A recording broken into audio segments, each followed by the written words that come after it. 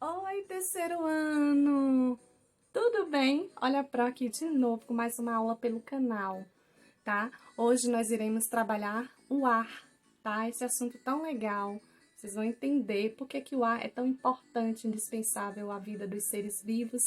Como nós podemos perceber a presença do ar no ambiente se nós não podemos vê-lo, né? De que forma a gente pode estar sentindo, percebendo, tá? Mas antes de começar, eu gostaria que vocês pegassem o livro para a gente identificar as páginas do conteúdo da aula de hoje.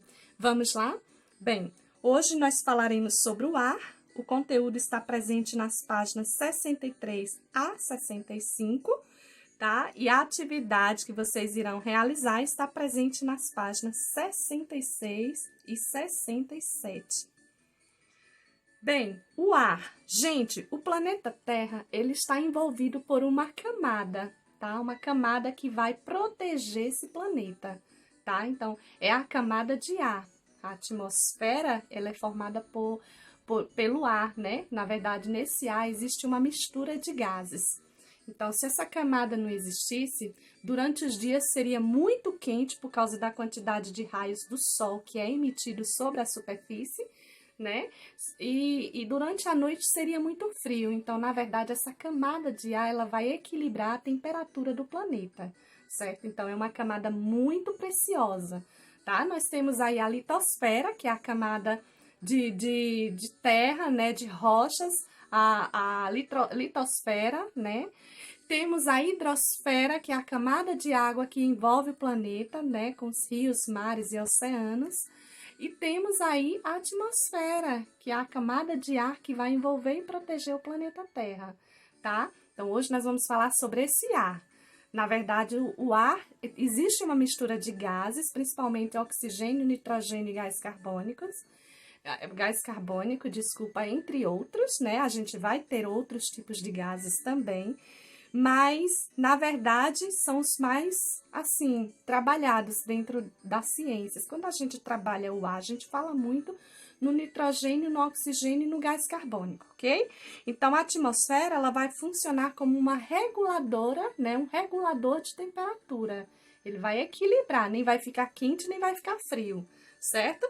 Então, o ar, gente, ele é composto por essa mistura de gases, como a Pro falou, e o oxigênio ele é indispensável à vida dos seres vivos. Os seres vivos precisam do oxigênio para respirar, né? Quando a gente inspira, a gente precisa do oxigênio e a gente libera gás carbônico e gotículas de água, tá? E, na verdade, as plantinhas fazem o processo contrário, então a gente faz uma troca, né? As plantinhas, elas conseguem, junto com o gás carbônico, né, transformar a energia do sol em energia para que ela possa se alimentar. Então, as plantinhas, elas são autotróficas, elas conseguem fabricar o seu próprio alimento. Nós não, nós precisamos buscar na natureza, nós somos heterotróficos, tá? Então, é muito importante vocês compreenderem que nesse processo de formação de alimento pela plantinha para produzir seu próprio alimento, ela precisa desses gases, o gás carbônico. Nós precisamos de bastante oxigênio. Então, e assim vice-versa. Muitos seres vivos precisam de oxigênio para sobreviver. Tá bom, gente? Então, gente, o gás carbônico, na verdade, ele é bastante necessário para a planta, tá? E o nitrogênio é o gás mais abundante na natureza. E como nós podemos perceber a presença do ar? Na verdade, nós percebemos, por exemplo, que há presença de ar quando uma plantinha balança suas folhas, quando a gente vê uma pipa suspensa no ar, a gente vê que existe a presença do ar, porque a gente não consegue ver o ar. Se você encher uma bolinha de assopro, né? Ela fica cheia por causa do ar que está concentrado ali dentro. Se você estourar, a bexiga reduz de tamanho, mas você não consegue ver o ar sair. Por quê? Porque o ar, ele é incolor, ele é sem gosto e ele não tem cheiro, gente. Ele não tem cheiro, tá? Então, sentimos também na rua, quando a gente sai, o vento batendo no nosso rosto, sacudindo os nossos cabelos, né? Nós meninas, né, meninas? Então, assim, a gente consegue perceber a presença do ar no ambiente dessa forma, tá?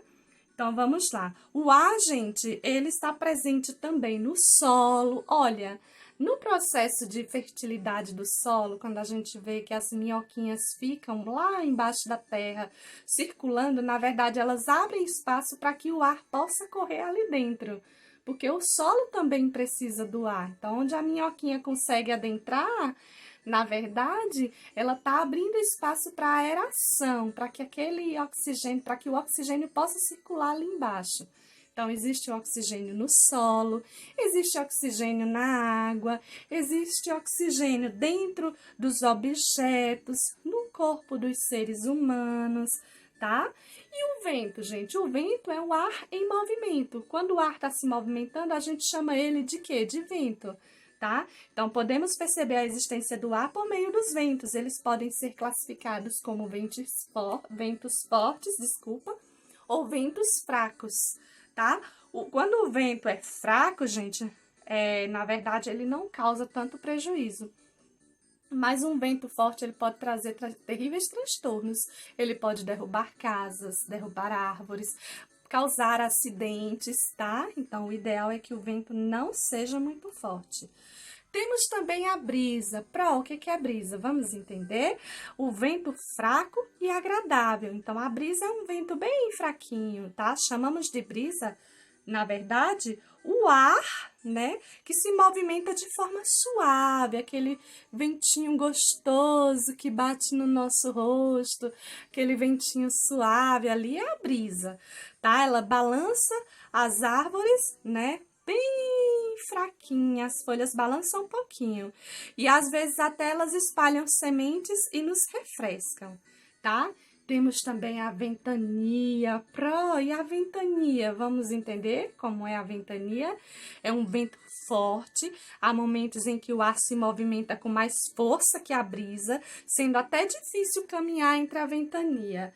Tá, gente? Então, as pessoas têm até dificuldade de caminhar.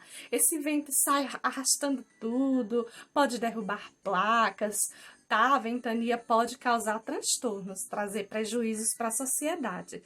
Então, nesse processo de ventania, pode levantar poeira, formando às vezes aqueles redemoinhos, os ramos das árvores se quebram, as telhas se soltam. Então, é uma coisinha mais grave que a brisa. A brisa é uma coisa suave, a ventania não, ela já é um pouquinho mais forte, tá? E causa, sim, alguns transtornos na natureza, tá?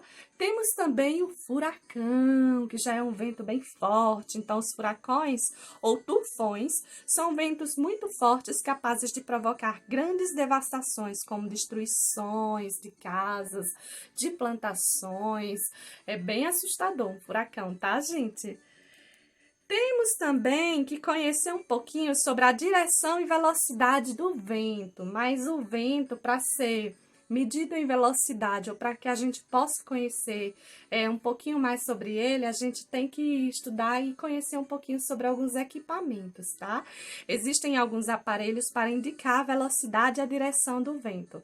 E, a princípio, nós vamos falar da biruta. A Pro vai estar colocando a imagem aqui para vocês e a gente vai conhecer um pouquinho sobre as funções dessa biruta, tá?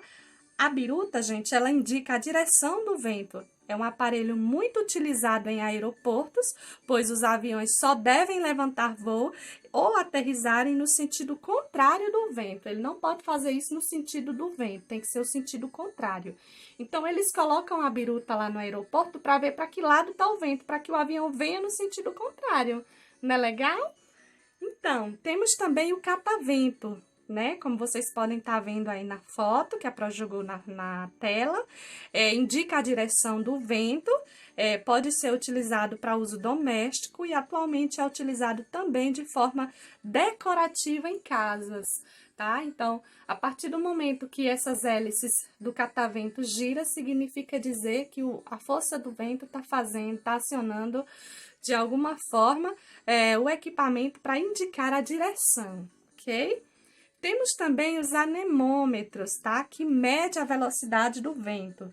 É usado nos observatórios e nos aeroportos e é por meio do anemômetro que as meteorologias conseguem fazer uma previsão de quanto tempo, né, uma massa de ar leva para chegar a um determinado local.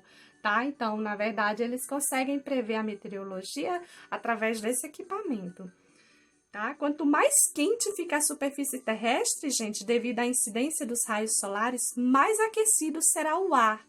Então, se o sol está muito quente e aquece a superfície, o ar será um pouco quente. Se a temperatura esfria, fica aquele ventinho, e o ar começa a circular ali, a gente até percebe que o arzinho que bate no nosso rosto, ele é mais friinho, mais geladinho, tá? Então, a temperatura do ar, ela é medida com um aparelho que indica, que fica, na verdade, exposto no ambiente, tá? Chamado de termômetro. Então, o termômetro nos ajuda aí a indicar a temperatura ambiente. Ok, gente? Um super beijo para vocês. Realizem as atividades e mandem as fotos para a prova. Até a próxima aula.